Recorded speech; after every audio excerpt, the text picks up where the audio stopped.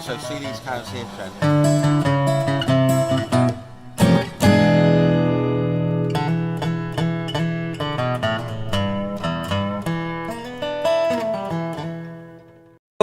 Hello, everyone. I'm Trent Luce. Welcome to another live across the pond with my pontification partner, Andrew Henderson. Good afternoon, UK.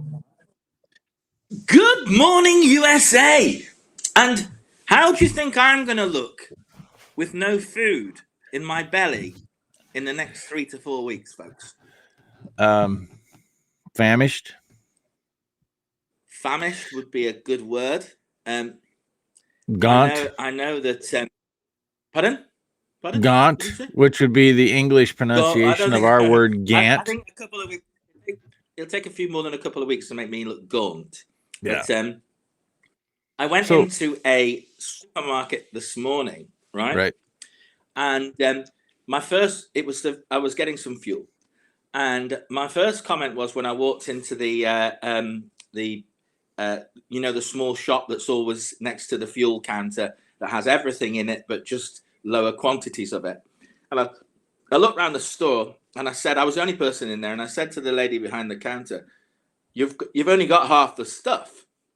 And she said, and I quote, she said, "Well, there is a problem. You are aware of it, aren't you?" I said, "Yeah, I am." I said, "But how bad is the problem?" She said, "Well, we're 3 days behind on food deliveries." I said, "So are people panic buying?" She said, "Well, you could say that, but," she said, it's not really panic buying." She said, "Because we've still got, if they're panic buying and we're 3 days behind and we've still got half the goods left, people aren't really panic buying yet." So she said to me, "I think you should, though." And I said, "Oh, what makes you say that?" She said, "Well," she said, "you should tell your wife that we found out that most of the goods that we are importing, there's a 3 to 4 week waiting list for the containers actually to be taken off the ships." Mm-hmm. And you know how this just-in-time model that the whole world uses for goods and services? I'm very aware. I think it's about to implode, and Beijing Biden, he's the guy, he's the man, he's done it. He's going to break the world's economy. That's what I'm here to say this morning, because it is all starting with his ridiculous vaccine mandates in America, and it's spreading throughout Europe, and it's going to spread to the UK in mid-December. We know that. We've seen the plans here. And as I've said, you've not put it on, but I'm saying the chickens are about to come home to roost, Mr. Luce. Yeah, or not roost. So first of all, there is just in the last 3 days, there's been a plethora. I mean, a pile of information talking about his mandates are nothing more than a press release. There's no legal documentation. There's no executive order. There's no passing on to agencies to make this happen. It was a press release. That's all it was. And everybody's falling lock and step. I want to know why. Plus the fact that the Pfizer jab, which is supposed to be FDA approved, it's now approved, and you haven't even got it in America, the one that's been approved. So we can't. There is no Pfizer approved, FDA approved jab in the U.S. No, that's a lie. That's a press release. It's a lie. Yeah, no, yeah, they because they never submitted the ingredients, which they were supposed to do 2 weeks after the announcement. But I agree with Frank. Let's go, Brandon. This is a wider thing. Let's go. Can you explain that to me? Please explain that to me. Okay, Kelly had to explain it to me. So the whole concept, and we're going to take this to another level because I think it's phenomenal. I'm sorry. I should have been ready for this conversation. There's a race car driver that won. Somebody's going to tell us. All right, so somebody tell me who the race car driver was that won a race. And this little young lady, is interviewing him after he wins the race, and the crowd starts chanting, "F you, Biden, F you, Biden." And look, and the interviewer says to Brandon, the guy who won the race was Brandon, obviously. "Brandon, listen, they are chanting, 'Let's go, Brandon.'" So everybody is picking it up that "Let's go, Brandon" is code word for F you, Biden.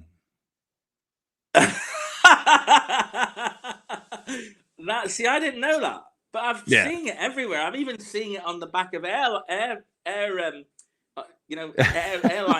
tails and stuff like that. And I'm like, who's Brandon? But that's brilliant, isn't it? I can't believe somebody hasn't told me Brandon's last name. But anyway, it all comes from somebody in media that was trying to portray either stupidity or trying to, once again, hide the public from the truth. So, but did you see that? Now 56%, and this is a Politico poll, which is, they're left of Lenin, if you know what that term means, and so they want to show Biden in his best light. Now, 56% of independents now believe the election was stolen. He's toast. He's absolutely brown bread, dead. He is toast. That's funny. That's funny you said brown bread. Number one, this reporter was on NBC. Number two, it's Brandon Brown. Brandon Brandon. Let's go, Brandon. So you hear millions of people singing it. What about the other bit of news where somebody's spilling the beans as of yesterday? I'm sure you've heard this, that over 100 congressmen and their families have been quietly getting prescribed ivermectin. Now, I saw that. Whoever this whistleblower is, please tell us who they are. These people ought to be stood up and made a public, disgrace for taking a medicine that they're telling everybody else doesn't work. Actually, you just brought up something that'll be a great topic for Jay True at the top of the hour. How long have these elected officials been getting exemptions from sex charges, exemptions from the National Health Care Program, exemptions from jab mandates, priority when it comes to medical advancements that everybody else is told doesn't work? That's a great topic. Before we do that, because we're going to do that at the top of the hour, I this morning got into a major rabbit hole. And this is thanks to one of my friends from West Virginia who sent me a story about Silvio Giselle. You ever heard of Silvio Giselle? No. Born in 1862, died in 1930, born in Germany, was back and forth between Germany and Argentina. Basically, he wrote a future of the global economy in 1906 that looks to me like we're trying to live out right now. Because the one that caught my attention and what sent me down this rabbit hole is that he believed that no man, woman, or child should own Earth, that it should be owned by all who were born, and you automatically get a part, but you don't own it. You just get to use it to produce what you need. And then basically once you expire, it transfers and rolls over to the kid. And the other thing that he did is he thought the great challenge in continuing the economy globally was the fact that people could hoard money or land, which is why he didn't want people to own land, so they couldn't just buy it and then just hoard it and try to keep it in their family. But that all currency would have an expiration date. And if you didn't use it by X number of days, it's no longer of value. If you think about me, Trent. No, I'm not scaring you. I'm telling you, if you read about this clown throughout the history of the world, somebody in the world, probably in the UN, found this whole concept behind this guy and said, this is what we're going to do today. And that's why the UN is talking about what? Well, the guy's name is either Klaus Schwab or George Soros or Bill Gates. It's one of the three. Or the three of them were together in a whiskey-laden, cigar-smoking poker game and said, yeah, you reckon we could do this 1906 Silvio Giselle thing on the people today? Yeah.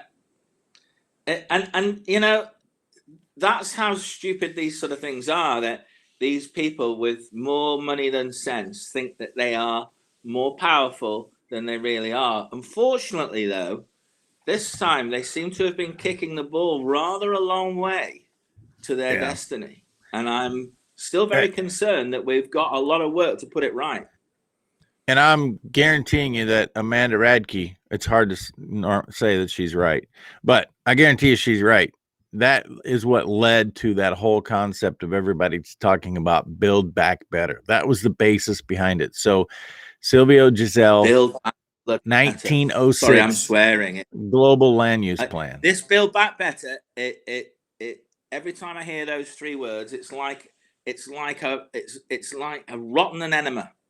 That's how I feel when I hear those three words, because it's actually sinister, because the opposite is happening. Have you heard the latest news? Now, I've heard this, and I'd like you to see if you could verify it for me, because I think this is really, really significant.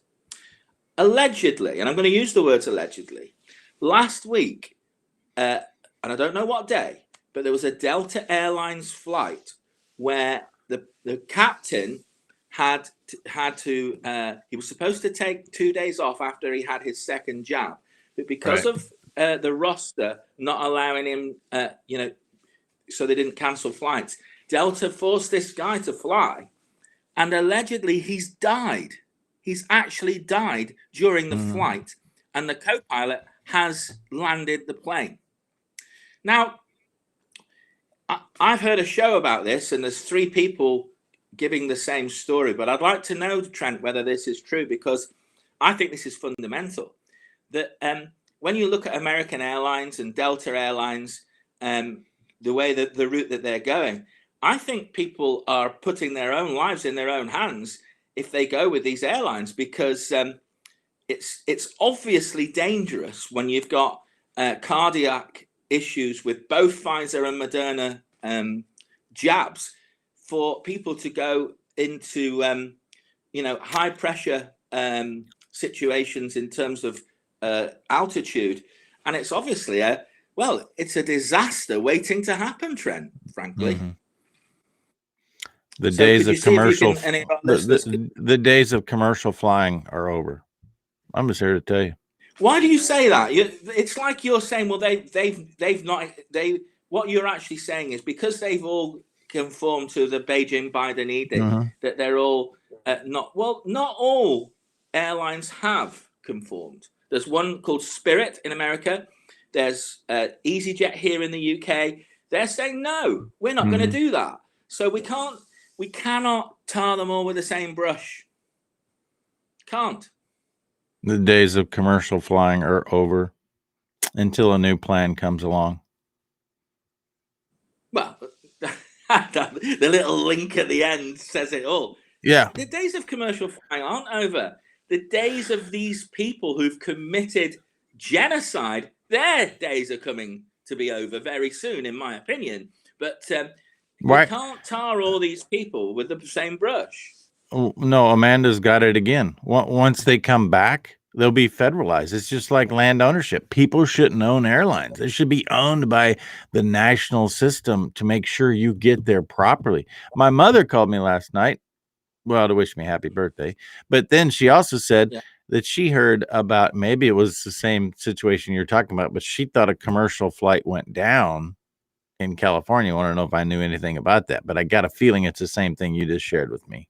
That it didn't go down. The pilot had problems. This one was an emergency landing. Okay, that makes sense. But I mean, it just tells me that we're just starting with this. It's like a lot of I like my soccer. There's an awful lot of young people dying on soccer fields. You see on Twitter information on young children between 12 and 20 dying on soccer fields. It's no coincidence. It's all coming together. And very soon, the world is, I think the world's already waking up, but I think that very soon people are going to turn on these people, and they're going to turn on them, and they're not going to be able to walk down the streets. That's how I see it. It's getting that close now, because it's apartheid. It's medical apartheid. I agree. Okay. It's going to accelerate. Let's look at the good things. All right. What's the good thing? The good thing is you have your fuel supply for 3 years. You'll be able to turn your generator on and keep your house running when you don't have electric coming from the power company. That's the good thing. No, the good thing is that I think these people are coming to the end of their reign, Trent. I don't think that this is going to last very much longer. I think they're being caught in the act, and I think the world is waking up. They have. Here's my prediction. Okay, I have 3 people telling me that that was a small plane crash yesterday in California. Thank you for that. That's why we bring these topics up, because people straighten us out quickly and make sure that we know. And secondly, Andrew, it's not over until it gets really bad.